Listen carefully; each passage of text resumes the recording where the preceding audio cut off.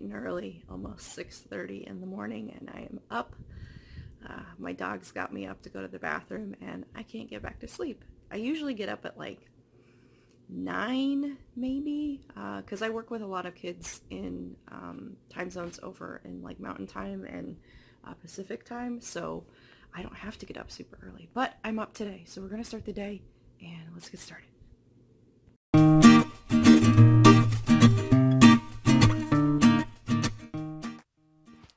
Alright, so we are looking at my uniform, hair in some shape of a bun, work-friendly top, usually leggings because 90% of the time people are not going to see the bottom of you, and old man slippers. We are ready to go. So typically I get to work at my desk here with my big old monitor, got my schedule and everything. It's usually about this messy, although I try to keep it clean. But we are having our floors redone, and as a result, there's a bunch of crap in my office. So what we are doing instead in this big empty house that's not echoey right now is holing up in the bedroom at a folding table. And you know what? It's working pretty well. So be flexible, you know, you've got the capability of working anywhere. Why not work at a folding table in your master bedroom? So anyway. Okay, so looking at today's schedule, today is Thursday. You can see that I have a full day of therapy sessions. I also have a couple things built in with some webinars and training that I'm doing. I usually try to keep Thursday and Friday for content creation, billing, resources, things like that, but a lot of my therapy will get bumped to Thursday, Friday, just inevitably because I have IEP meetings or I had to take a day off or things like that. But I also have it color-coded by the school or client that I'm working with, so that kind of helps me keep everything organized and like that. So you can see that a lot of it is more or less back to back. I have a couple slots where, you know, I have a little bit of wiggle room here, but once I get started with my day, especially on Tuesdays and Wednesdays, usually I'm more or less back to back. It's not a huge deal. I mean, this little bit of time that I have in here is when I will do my documentation and progress notes or SOAP notes and things like that, or prepping for the next session, but I try to do most of my prep in the morning, and then I will finish up anything that I have at the end. Just to show you how I take data, I intentionally picked a different day from a previous week just so that we're not matching up names or anything. But this is how I take data. I do the tally marks, and so I'll make a little note about what I want to work on in the session. So we're going to work on R, and then I will have things pulled up already. So I don't actually tell myself, okay, we're working on R with this material for this amount of time. But I figured out how to budget the time well enough. You know, for other students, I'll say that we're going to do following directions, categories and negation and F, and then just take tally marks based on that. So I do this, I try to keep a page for a day, and then I will put my SOAP note into whatever system I'm using online, but I like to be able to write like this. I know other people use iPads or actually take data on their computer. You know, if you're only sharing part of your screen, you can do that, but this seems to work pretty well for me. Okay, so I'm waiting for one of my sessions to start, and my calculator is up just so that we don't see the invitation URL. But while I am waiting, I'm going to show you what it looks like as I prep for a session. So I've already showed you that I've got, you know, listed out what I want to do for the day and generally what my goals are going to be.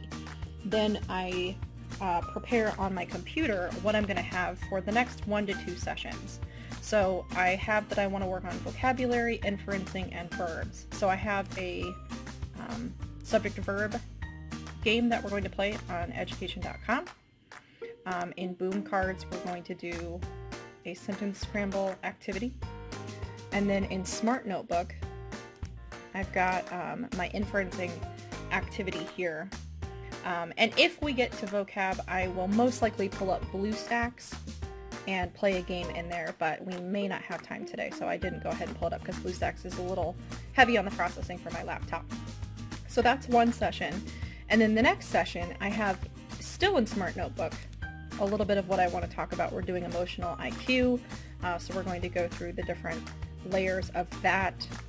We are also going to look at everyday speech, looking at direct and indirect language, and so these are the lessons that I'm looking at there. We're going to do a YouTube video about Michael Scott and his lack of emotional IQ and social awareness. And then if we have time, I'm going to go do a flexibility game, thinking flexibility game on Lumosity. So that's typically how I have everything lined up for the next 1 or 2 sessions. And then as soon as my people come, I'm ready to go. Okay, I'm gonna give you the little pen so that it doesn't take over like the whole thing like that. Oh my god. So I'm gonna give you the little one so it's a little easier. Okay, see if you can find any of the words on the right. If they're a little hard to read, just let me know and I'll read it for you because it's a little blurry. On the right, huh? Do you see those words on the right? There's the big X. Oh yeah. Okay. I'm thinking you're giving us hints about that. No, I don't know where these words are. I have not found them. Oh, I just found just switch those and put an R right there. Oh my gosh, yeah. Oh, that would be good. Oh, I thought I found one, but I didn't. What the? Oh, I found one. What? It might be the only one that just goes left to right, though.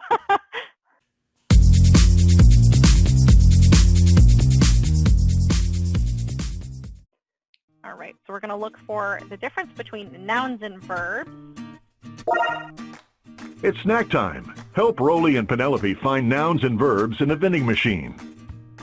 A verb is an action word. Find all of the verbs. So first up, verbs. All of our actions, things we can do. Build house. Build, sit, close, and spread, push. Here, you click on them because I didn't hear all the ones you said. Good. Excellent.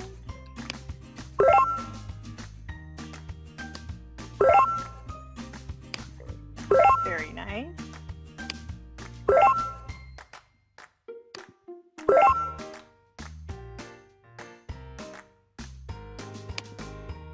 Good. Excellent. Let's see one more.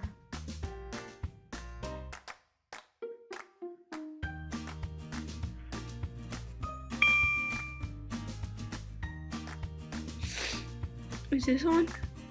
I can't pond anything. No.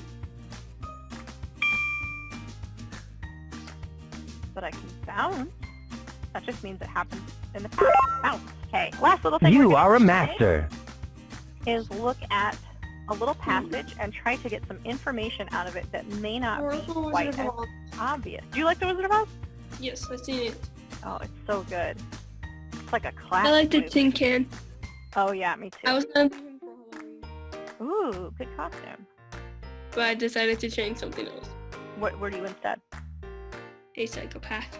Oh, that's right. I remember that. That's a good choice too.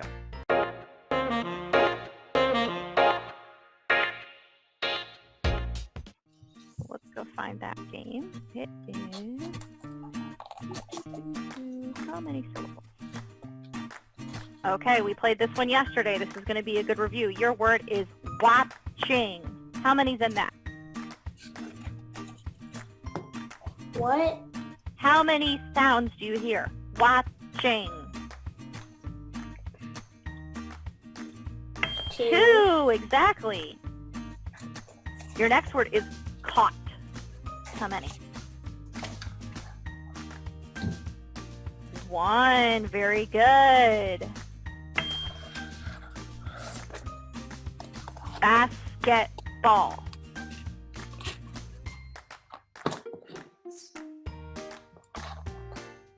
3, exactly. You are on it. Tossing.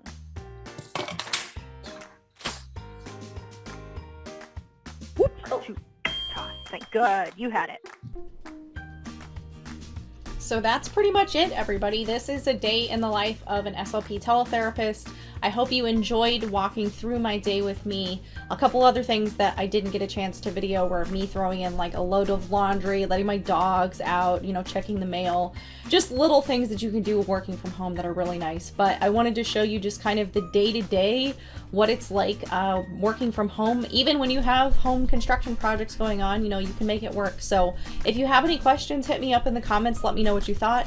I'd love to hear from you, and I'll see you guys next time.